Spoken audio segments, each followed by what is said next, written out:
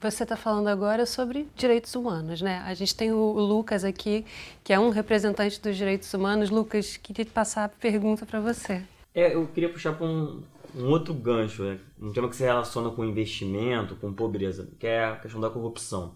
Tem algumas visões sobre o problema da corrupção. Uma visão seria que a corrupção é um problema de moral individual, né? Alguns indivíduos, né, corruptos, alguns indivíduos malfeitores, né, estão em alguns espaços e cometem esses atos de corrupção. Então bastaria, né, aumentar a pena para a corrupção ou retirá-los que o problema se resolveria. O outro seria uma ideia de moral, uma imoralidade coletiva, né, que seria fruto da nossa colonização, a herança, né, da coroa portuguesa. Então nós seríamos uma sociedade culturalmente corrupta por conta de Portugal. E uma terceira visão, mais crítica, seria da corrupção como um problema sistemático de uma sociedade em que se visa a acumulação de riquezas, em que o Estado é cooptado por grandes corporações e funciona como gestor dessas corporações. Nesse sentido, independentemente, né, do governante de ocasião, o Estado vai servir, né, para gerenciar esses interesses. E aí, dentro dessas perspectivas e até de alguma outra, como é que você vê a questão da corrupção? Eu acho que ela já nasce na própria estrutura social. A estrutura de sociedade que nós temos é essencialmente corrupta. Ela descende da monarquia, onde sempre um punhado, parasitava a totalidade. Na época, em nome de Deus. Depois o tempo foi passando e os pretextos foram se atualizando. E o domínio permanece o mesmo. Quem proclamou a República foram banqueiros e industriais da época. A população não participou disso, então não merece nem o nome de República. Instauraram uma falsa democracia, onde manda quem tem. E toda a estrutura social, todas as instituições foram construídas passíveis de serem dominadas por poderes econômicos. Porque qual é o objetivo coletivo mais evidente que eu vejo? Harmonia social. A harmonia social não interessa a essa estrutura de sociedade. Essa estrutura se interessa pela desarmonia, pela desigualdade, pela miséria, para poder ter exploração.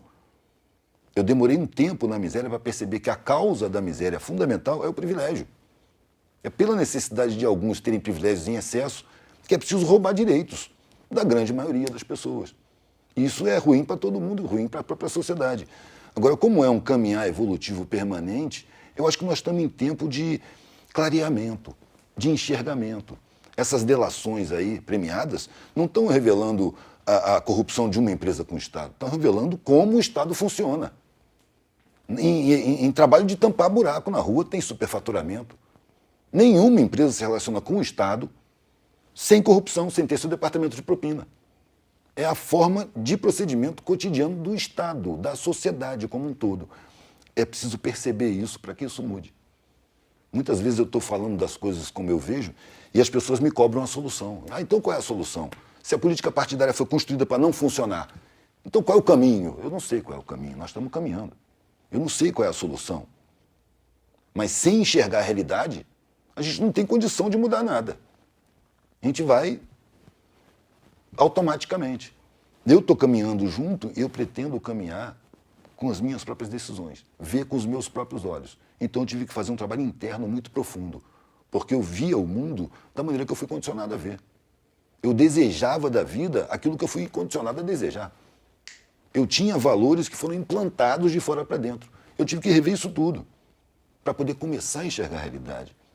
E aí dediquei minha vida a falar dessa realidade. Qual vai ser a solução? Eu acho que tem muitas soluções, mas elas vão partir da consciência da realidade, não das propostas que se tem de pensadores extemporâneos de outro século, de outro lugar, que já tem uma solução pronta. Aquilo me parece mais uma religião, velho. É a religião das esquerdas, verdades dogmáticas.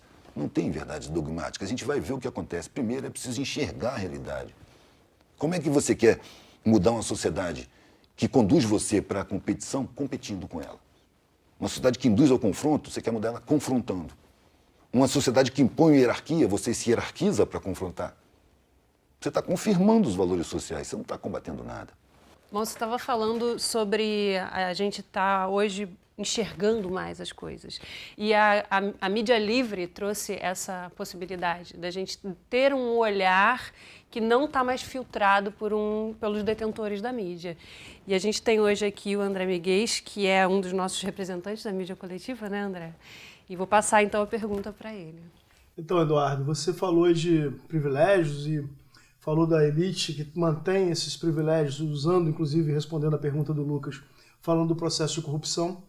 No Brasil, nós temos um oligopólio de 6 famílias que comanda o processo da comunicação social, né? Eles são os detentores da comunicação social, e existem os ocupantes dos meios de produção de mídia. Isso já existia, sempre existiram mídias independentes, mas agora, com o advento da internet, existem essas novas mídias independentes que tentam se contrapor, ocupando os meios de produção de mídia, se contrapor à ponta de lança da opressão, que são as mídias corporativas.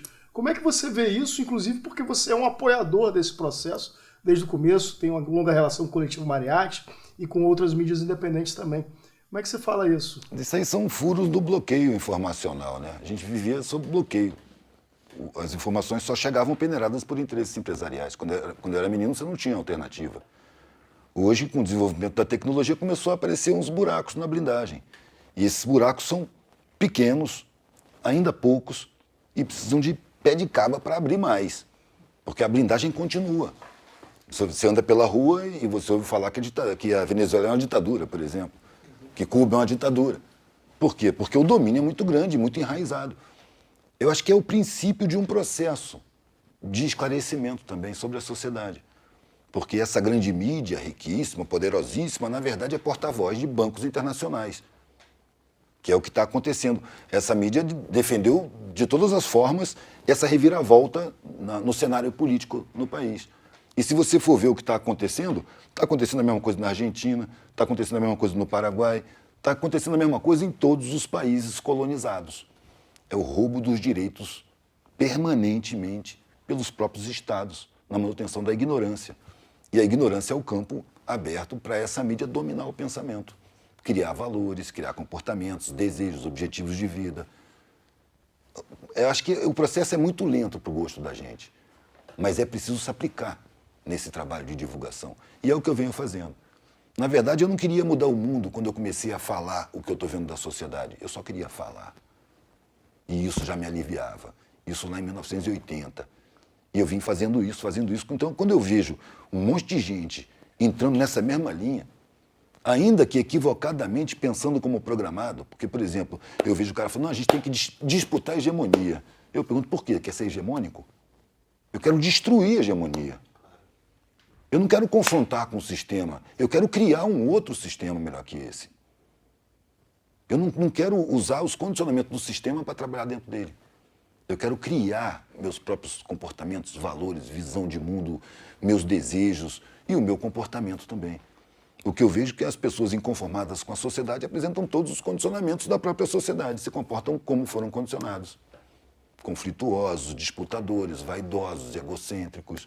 Mesmo as pessoas querem... Como é que você vai mudar uma sociedade que estimula esse tipo de posicionamento desse jeito, fazendo exatamente o que você foi condicionado, com vaidade, com disputa, com confronto? Não precisa confrontar. Não adianta tirar a Globo e colocar fazer uma outra Globo.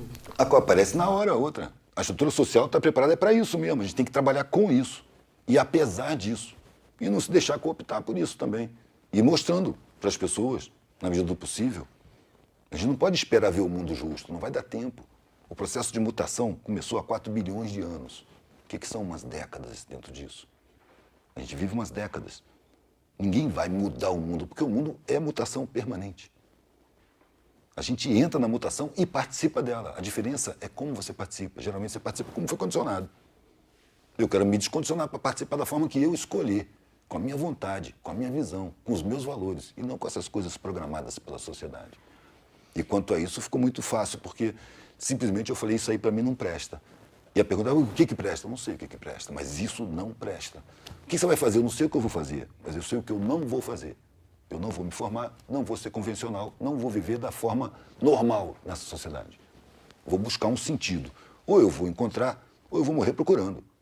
Porque o que me é apresentado como sentido da vida não me serve.